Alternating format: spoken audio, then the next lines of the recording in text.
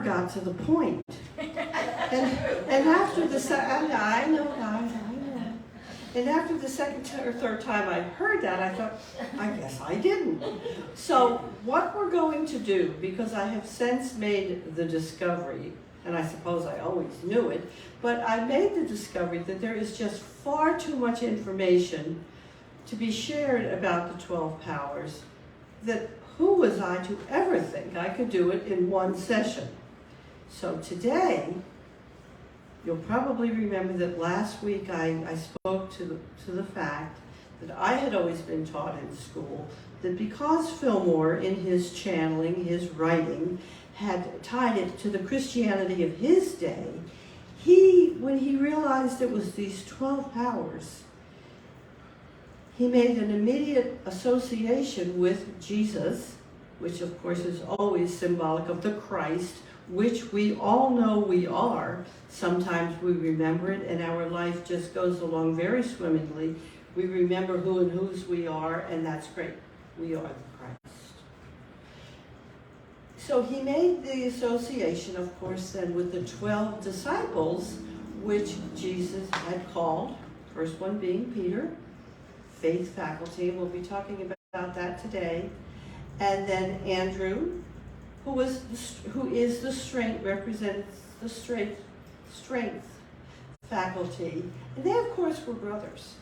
And so when they were sent out after everything that went on in Jesus' ministry, and he helped them to develop spiritual powers of their own, and then sent them out 2 by 2 to share this message that all of us are the Christ.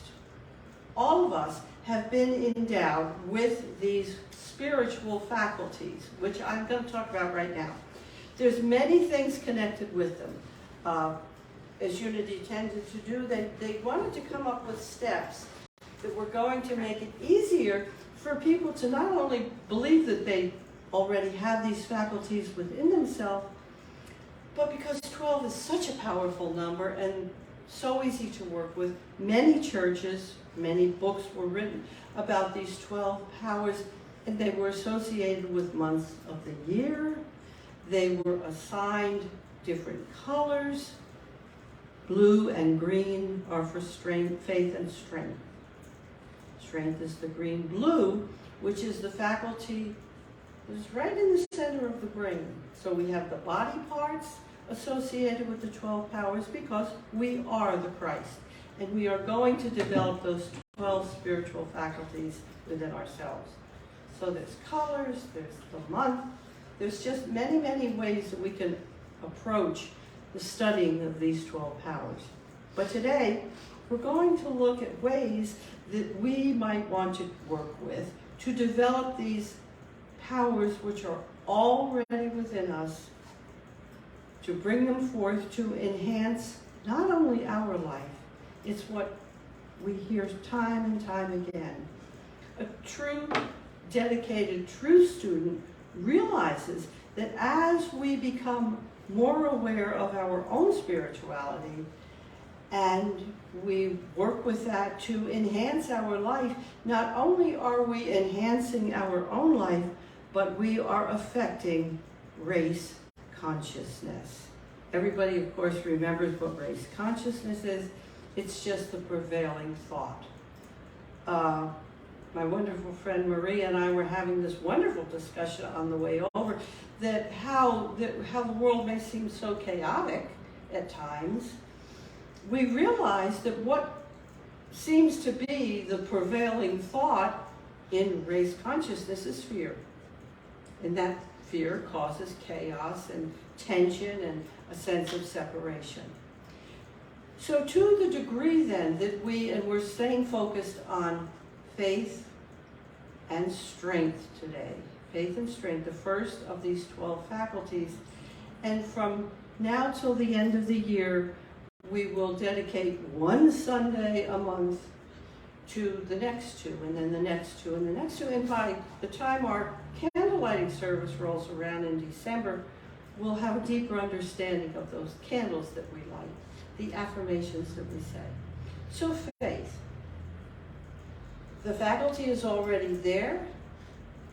A few things that we would probably want to do to really develop that faculty of faith, I think it's one of the most important things we can do, is just simply believe that we have been endowed with that faculty. Of course, we are all well grounded in the truth of understanding all there is to understand, about the I am and the Christ within us. That's the very first thing we have to accept, is that this is real. This is a very real spiritual work that we need to be about. And we stay focused on that truth of ourselves and of every person that we look out at or we run across in our outer world. Everybody, no matter how we may feel towards them in that moment, is beloved child of God, endowed with these same spiritual qualities that we are. They may be totally clueless, and that's fine, and that's a part of their path. But because you and I are learning to know better, to know how every thought we think, everything we stay focused on is creating more of itself in our world. So what better thing to begin with, once we're centered into Christ consciousness, than faith? Because faith can literally, on its own, change our world. Faith in what? Faith in fear? No. That's not going to be helpful to anyone. Faith in a greater than power. In unity, we call it the one presence and one power, God. Can we move our focus of attention from this oftentimes mundane, same thing, same styles of living, cutting our meat the same, cleaning our house the same, listening to news the same? Those are not things that we want to focus on. We don't want to focus on the outer. We want to focus on words we hear all preachers telling us. We are a beloved child of God. We are a spiritual being. Some people that many of us know and love refer to it as a blended being. We are soul and we are human. The human part of us oftentimes forgets that we are soul, that something greater than anything we fully understand really is in charge of our life. And as we monitor our thoughts, as we stay focused on the truth that we really are spiritual beings having a human experience, we begin to focus on faith. We may not fully understand it, just like Sarah, who had her child very late in life. She had given up years before, that outer part of her had given up years before, thinking, well, I'm well past childbearing years. I can never have this child. But there was that faith in her, that faith faculty that had been developed to a much greater degree, because people were probably, who is Sarah to think she's going to give birth at this age? Well, she remembered the promises of God. And she knew that although it seemed totally impossible to her, this would happen, and sure enough it did. Faith happens in spite of us sometimes. I believe they call that the grace of God. I believe that we are doing this work of developing these faculties almost sometimes in spite of ourselves.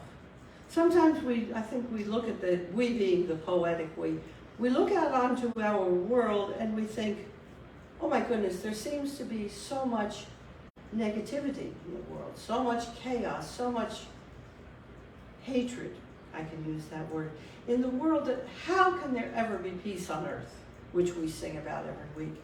Well, we can know that because of who this one presence and one power is, and how an awareness of this one presence and one power works through us, and to the degree that we have faith, and we can always have faith, and we invest it into that greater than part of us, we are contributing to bringing about that peace. So we can do that very easily with our faith faculty. It's a matter of shifting what we choose to focus on and looking for the greater good that is always present.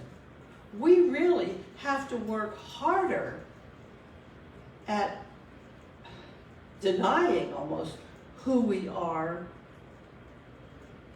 than we would ever have to work on remembering who we are.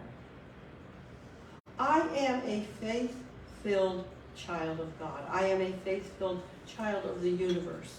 Some people I know are not even comfortable with the word God. Well, I'm sorry that is, but just get that focus of attention on that blended being part of us, that greater than part of us. And then think about those things. One simple step to developing our faith faculty is to simply, dare I say it, it's such a new thought, almost cliche, change our way of thinking. If we're looking out into our world and we're seeing things happen that we would just as soon not see, well, stop, take the attention off of that and realize that it's our faith faculty that is going to bless us, bless our world. It's not that hard to do. I know a few people have went out and bought the Fillmore's edition of the 12 Powers, and I think that's great and wonderful. It's just reading so many tools out there available for us to work with in developing these faculties. And ultimately, too, as we move along in this series, we're going to realize just how important meditation in our life and how bringing our attention to that area, just staying concentrated on that. What is mine to do? How can I develop this faculty more fully? And just stay with that. You know, we are so busy and we have so many thoughts in our mind.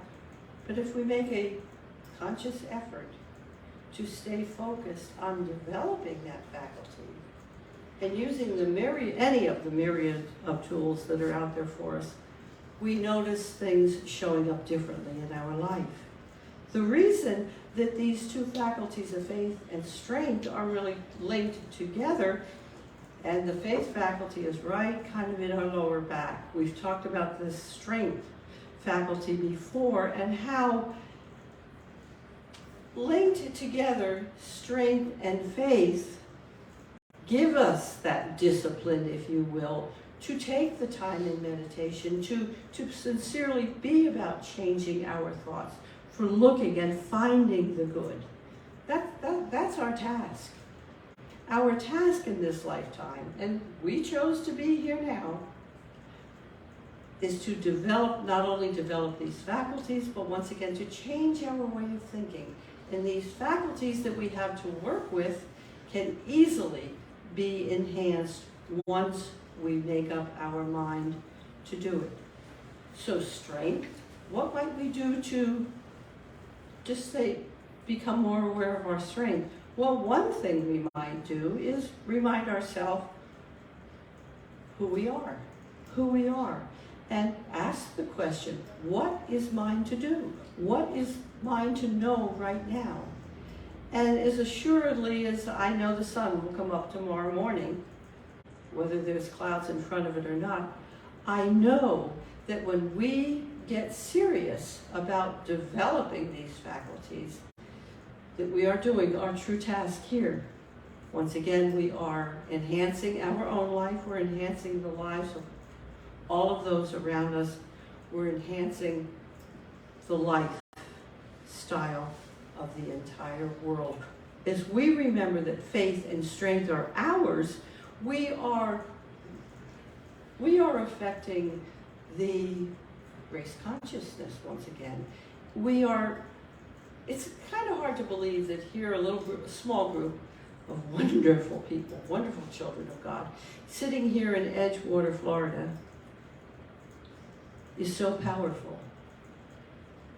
You know, the politicians and the people that are fighting all the different things that are going on, we can help to heal that. We can help to remove the fear that keeps so many of these strange things happening. So the Christ faculty of faith. This is very simple.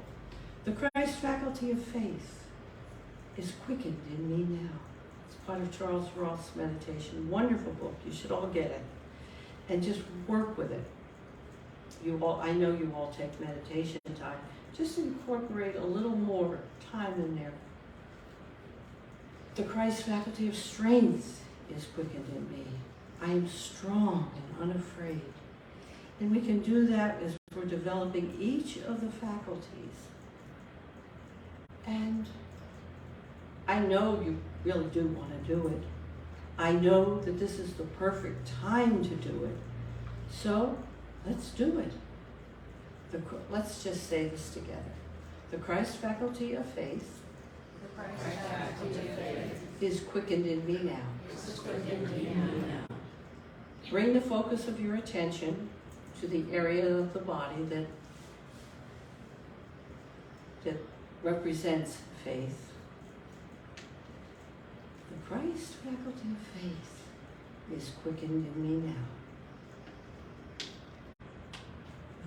Brought your attention to the experience. Show me greater faith. Show me how I can show up in my world as strong in my faith. Show me I am open, receptive, and obedient to the guidance of Spirit just showing me what is mine to do. And that guidance will come. That guidance will come. The Christ faculty of strength is quickened in me now. The Christ faculty of strength is quickened in me now. I am strong, and unafraid. We have done massive things, not only for ourselves, but for our planet. And that is our greater task.